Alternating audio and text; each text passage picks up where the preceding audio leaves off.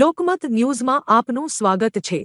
Ward number 15માં ચૂંટણી પહેલા રાજકીય ચહલપહલ વધતી જોવા મળી રહી છે। આ દરમિયાન જ્યોતિબેન પંડ્યાએ પોતાની દાવેદારી જાહેર કરીને રાજકીય ચર્ચા જગાવી છે। જ્યોતિબેન પંડ્યા અગાઉ નગરસેવક તરીકે સેવા આપી ચૂક્યા છે અને તેમને સ્થાનિક સ્તરે સારો અનુભવ પણ છે। તેમણે મીડિયા સાથે વાત કરતા જણાવ્યું કે પાર્ટી યુવાનોને તક આપે છે તે આવકારદાયક છે, પરંતુ વર્ષો સુધી પાર્ટી માટે કામ કરનાર જૂના અને અનુભવી કાર્યકરોને પણ અવગણવા ન જોઈએ। આ સાથે જ તેમણે આત્મવિશ્વાસ સાથે કહ્યું કે આ વખતે અમે ચોક્કસ જીત મેળવીને પાછા આવીશું। હવે નજર રહેશે પાર્ટીના નિર્ણય પર કે વોર્ડ નંબર 15માં કોને ટિકિટ આપવામાં આવે છે અને આ બેઠકમાં રાજકીય સમીકરણો કેવી રીતે બદલાય છે।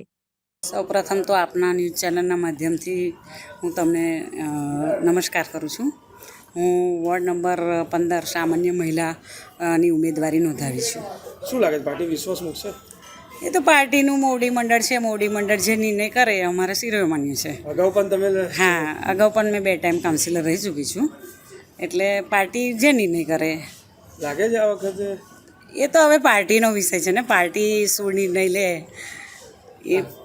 આ વખતે ખાસ કરીને પાર્ટીએ યુવાઓને તક આપવી। હા, યુવાઓને તક આપવાની સારું છે, ફાયદાકારક છે, કેમ કે આજના ટેકનિકલ યુગ પ્રમાણે આપણે જોવા જઈએ તો જે યુવાઓ છે, મહિલાઓ છે, આગળ આવે તો પાર્ટી પણ મજબૂત બને।